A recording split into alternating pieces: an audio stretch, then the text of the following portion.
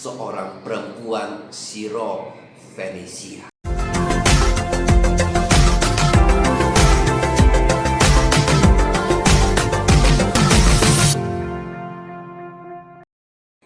Salam sejahtera di dalam kasih Tuhan kita Yesus Kristus.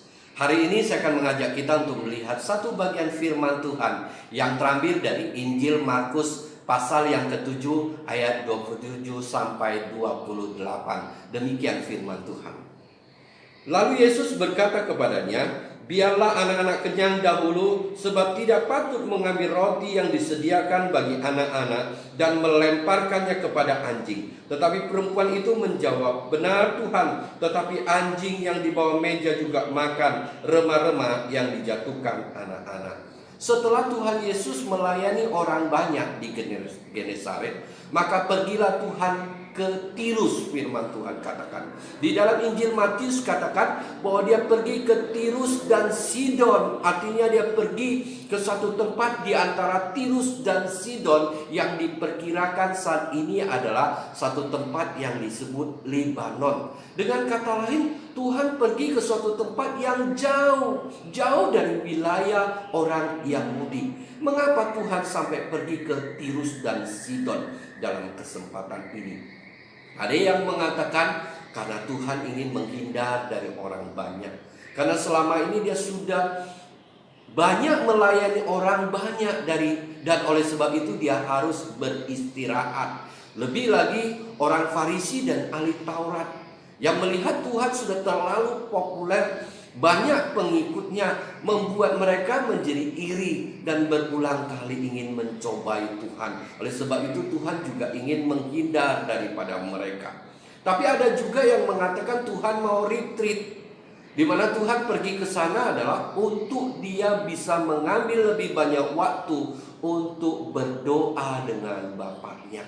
Tapi apapun itu, yang harus kita perhatikan di sini bahwa Tuhan bisa saja ke tempat lain untuk dia menghindar dari orang banyak, untuk menghindar dari orang Farisi, ataupun dia bisa mengambil suatu tempat untuk dia bisa mempergunakan waktu yang banyak untuk berdoa kepada Bapaknya.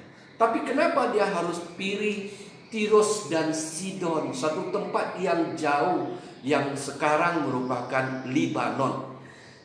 Kenapa dia harus ke sana? Ada satu hal yang indah yang kita bisa perhatikan dan renungkan. Tuhan mempunyai satu misi yang khusus pergi sana, adalah untuk melayani seorang perempuan Siro Fenisia. Yang firman Tuhan katakan dia adalah orang Yunani, orang yang sehari-harinya berbahasa Yunani, berbudaya Yunani, tetapi dia adalah orang yang berkebangsaan Siro Fenisia. Artinya dia adalah orang asing, yang bagi orang Yahudi dia bisa disebut orang kafir. Dan kita tahu bagaimana sikap orang Yahudi terhadap orang kafir, orang yang dianggap tidak seagama dengan mereka, tidak sebangsa dengan mereka. Kita tahu bahwa bangsa Yahudi itu ada sikap mania. Saya pakai istilah sikap mania karena kenapa saya harus pakai istilah ini? Karena memang kita sebagai seorang, bagaimana kita beragama, bagaimana kita bertuhan, kita memang harus mencintai. Bagaimana kita berbangsa, kita juga harus mencintai bangsa kita. Kita harus mencintai agama kita. Kita harus mencintai bagaimana kita beriman dan bertuhan. Kita harus. Tapi jangan sampai kita mempunyai sikap mania. Ada kegilakan tersendiri terhadap agama, terhadap kebangsaannya, sehingga ada sikap membuat dia tidak dapat berpikir lagi dengan jernih, berpikir lagi secara logis dalam hidupnya. Sehingga kadangkala di dalam sikap maniaknya itu, dia bisa menempatkan orang yang berbeda dengan mereka sebagai orang yang posisinya di bawah mereka. Posisi mereka dianggap sebagai orang yang bermusuhan dengan mereka, yang harus dimusuhi. Bahkan tidak jarang bisa terjadi mereka bersikap ingin membunuh orang yang berbeda dengan mereka. Walaupun orang Yahudi tidak sampai punya sikap untuk membunuh, tapi kita melihat ada sikap mania mereka yang sedemikian rupa menempatkan orang yang tidak sebangsa dengan mereka, orang yang tidak seagama mereka di posisi yang begitu rendah bagi mereka. Mereka menempatkan mereka itu sedemikian rendah sehingga mereka boleh menyebut mereka sebagai anjing. Inilah sikap orang Yahudi pada masa itu. Oleh sebab itu tatkala Tuhan datang kepada mereka, tatkala mereka bisa tahu ini tentu akan menjadi pertentangan dan mereka bisa menyerang Tuhan oleh karena sikap Tuhan yang mau melayani seorang perempuan asing, seorang perempuan berkebangsaan Siro-Fenisia. Inilah yang kita lihat. Apakah di dalam ajaran agama orang Yahudi mengajarkan demikian? Yang dapat kita lihat di dalam perjanjian lama, tentu tidak demikian. Firman Tuhan tidak pernah mengajarkan satu pemahaman seperti itu. Walaupun mereka adalah bangsa pilihan, di mana Tuhan memulai dengan memilih Abraham, Ishak dan Yakub, kemudian bangsa Israel sebagai umat pilihannya untuk bagaimana Tuhan memberkati mereka. Tetapi ada satu tujuan yang utama Tuhan memilih mereka, Tuhan memberkati mereka adalah supaya melalui mereka semua bangsa diberkati. Dengan kata lain, Tuhan mau pakai mereka untuk menjadi saluran berkat bagi banyak bangsa, untuk menjadi saluran berkat bagi semua bangsa. Tetapi mereka telah gagal melakukan tugas ini. Oleh sebab itulah Tuhan sekarang memakai kita umatnya yang dipilihnya saat ini, yaitu orang-orang yang percaya kepada Tuhan. Tuhan suruh katakan, pergilah, jadikanlah semua bangsa muridku. Dengan kata lain Tuhan suruh, pergilah, jadilah menjadi berkat bagi banyak orang. Kasihilah mereka dengan kasih Tuhan, supaya mereka boleh mendapatkan berkat-berkat yang daripada Tuhan. Kita harus menjadi saluran berkat. Kalau kita melihat pelayanan Tuhan, memang Tuhan dalam banyak hal Dia berkata kepada murid, pergilah, dan Tuhan suruh mereka untuk melayani hanya orang Yahudi. Jangan pergi ke bangsa lain, jangan pergi kepada bangsa Samaria, tapi layanilah orang-orang Yahudi di satu pihak. Tapi kita tahu bahwa Tuhan memerintahkan mereka melakukan itu adalah untuk mempersiapkan bangsa Yahudi, umat pilihan Allah, untuk mereka dipersiapkan menjadi saluran berkat bagi banyak orang. Ini dapat kita lihat bagaimana sikap Tuhan nantinya. Yang akhirnya saya katakan, Dia menyuruh setiap orang percaya untuk menjadi berkat bagi banyak bangsa, menjadi berkat bagi semua bangsa di permukaan bumi ini. Dan saat ini Tuhan menunjukkan sikapnya. Bagaimana sikapnya terhadap bangsa yang lain, yaitu perempuan Siro-Fenisia yang adalah notabene bangsa lain. Tuhan mau melayani dia. Bahkan kita melihat Tuhan memberikan dia yang terbaik. Bahkan kita melihat lagi bahwa orang ini bukan sekedar bangsa asing yang dianggap kafir bagi bangsa Yahudi. Kalau kita melihat lebih jauh lagi, dia adalah seorang perempuan yang pada masa itu ditempatkan di level tingkat bawah. Dalam banyak hal kita melihat, bagi bangsa Yahudi, bagi orang timur pada masa itu, bahkan banyak bangsa pada masa itu di dunia, pada masa itu mereka menempatkan perempuan di tempat yang posisinya di bawah. Bahkan kadangkala mereka hanya menempatkan perempuan sedikit di atas posisi seorang budak. Hanya dia pun tidak boleh dijual, itu saja. Dalam banyak hal mereka dirugikan sedemikian rupa. Dalam banyak hal perempuan ditempatkan untuk mendapatkan sisa. Tapi kita melihat bagaimana Tuhan melayani mereka dengan baik. Inilah yang Tuhan inginkan ada dalam sikap kita sebagai orang percaya. Kita tidak boleh mengambil sikap mania di dalam beragama. Kita tidak boleh bersikap mania terhadap kebangsaan, karena ini berbahaya. Sejarah mencatat akan hal itu. Bagaimana kita bisa melihat salah satu tokoh yang bernama Hitler yang memimpin Nazi Jerman. Dia ingin menguasai seluruh Eropa dan dia menganggap bahwa ras Arya adalah ras yang paling unggul, ras yang terpilih, yaitu ras daripada bangsanya. Dia menganggap bahwa orang Jerman, murni orang Jerman adalah ras Arya seperti dirinya. Oleh sebab itu dia menganggap ras-ras yang lain itu adalah berbeda dengan dia, harus dikuasai, harus ditempatkan di bawah, bahkan kalau perlu harus dibunuh. Bagaimana dia bersikap kepada orang Yahudi? Dia menganggap orang Yahudi ingin merusak kemurnian ras Arya. Dan terlebih lagi dia punya masa lalu yang tidak baik terhadap bangsa Yahudi.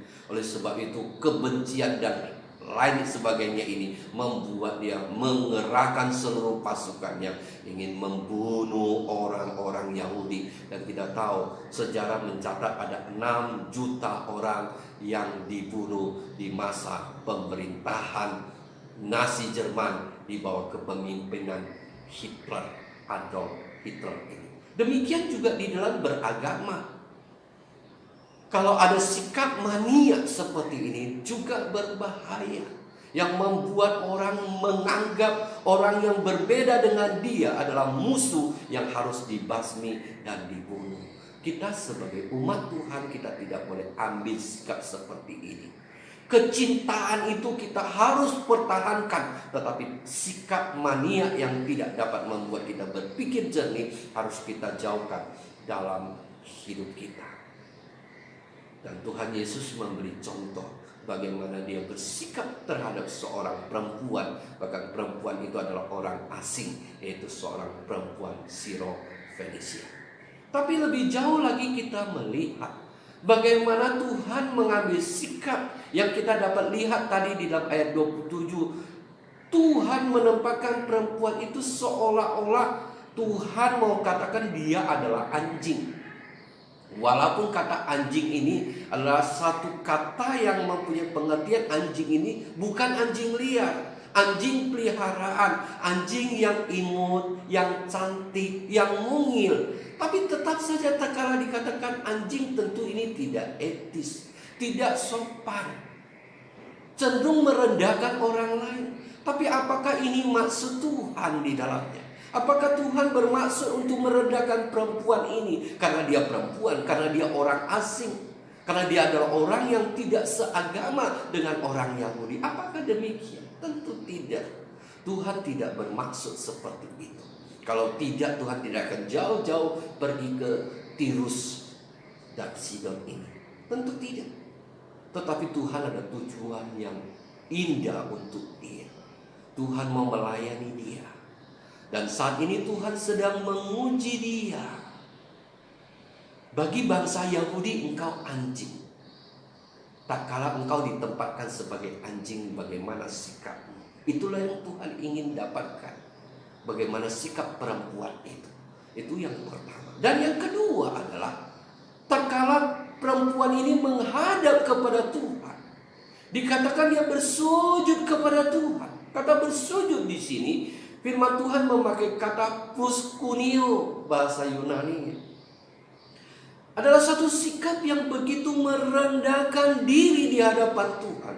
Adalah satu sikap seperti seolah-olah seekor anjing yang datang kepada tuannya, memohon supaya tuannya memberikan makanan kepada dia. Yaitu satu sikap yang begitu merendahkan diri di hadapan Tuhan. Dan sekarang Tuhan ingin melihat engkau begitu merendahkan diri di hadapanku dengan bersujud demikian kepadaku.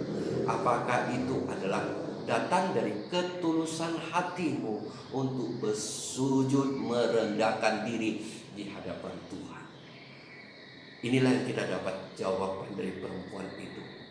Benar Tuhan. Dia mengatakan benar Tuhan. Dia membenarkan kata Tuhan bahwa dia adalah anjing. Orang Yahudi adalah anak-anak, dia adalah anjing. Benar Tuhan. Dan dia juga menyatakan bahwa tadi dia menyembah Tuhan dengan tulus, dengan sikap merendahkan diri.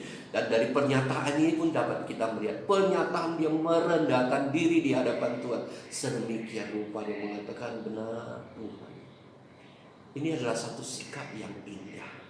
Seperti firman Tuhan katakan, berbahagialah orang yang miskin di hadapan Allah, orang yang petokos di hadapan Allah. Padahal kalau kita tahu, orang Sirofenisia ini adalah orang yang rata-rata secara ekonomi pasti lebih mapan daripada orang Yahudi. Karena mereka punya penghasilan yang luar biasa dari pembuatan pewarna yang berwarna ungu yang mereka dapatkan dari kerang-kerang tertentu, yang dapat dijual dengan harga yang sangat mahal. Jadi mereka pasti lebih mapan dari kebanyakan orang Yahudi. Tapi kita melihat sikap perempuan Sirofenisia ini. Dia merendahkan diri di hadapan Tuhan. Dia menempatkan diri sebagai seorang petokos, seorang yang miskin, yang tidak punya apa-apa, yang hanya berharap dan bersandar kepada Tuhan, memohon Tuhan memberikan kepada dia yang dia ini tidak punya apa-apa. Inilah sikap yang ada di dalam hati perempuan Sirofenisia ini. Dan lebih jauh lagi dia mengatakan bahwa anjing itu mendapatkan remah-remah dari meja makan tuannya. Itu dalam Injil Matius dikatakan. Dan dalam Injil Markus mengatakan bahwa dia mendapat remah-remah yang jatuh daripada apa yang di tangan daripada anak-anak. Apa yang dia mau katakan di sini? Memang berkat itu ditujukan kepada anak-anak Tuhan. Semua yang daripada Tuhan itu diberikan kepada anak-anak Tuhan. Untuk mereka boleh beriman kepada Tuhan pun diberikan kepada anak-anak Tuhan. Tapi perempuan ini ingin menyatakan, walaupun itu ditujukan kepada anak-anak, tapi seringkali mereka dapat remah-remah itu, yaitu pecahan-pecahan roti yang jatuh dari meja tuannya. Jadi artinya berkat-berkat yang dilimpahkan kepada anak-anak juga jatuh pada mereka. Demikian juga dari anak-anak itu, yaitu orang-orang percaya yang juga bisa jatuh kepada mereka. Sehingga akhirnya mereka bisa beriman, sehingga mereka bisa menjadi orang yang percaya.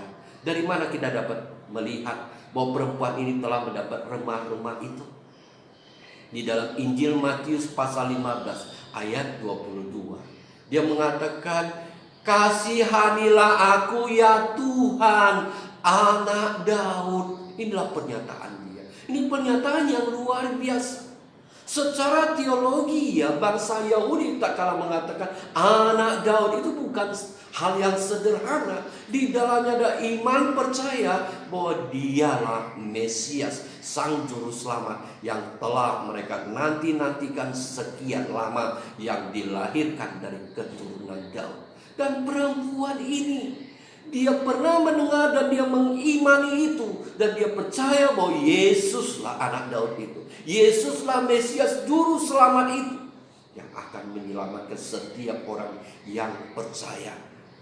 Dan dia juga percaya bahwa Yesus Kristus yang adalah Juru Selamat, yang adalah Mesias itu, yang adalah Kristus adanya, juga akan menolong dia melepaskan anaknya dari kerasukan setan. Jadi kita melihat iman perempuan itu luar biasa.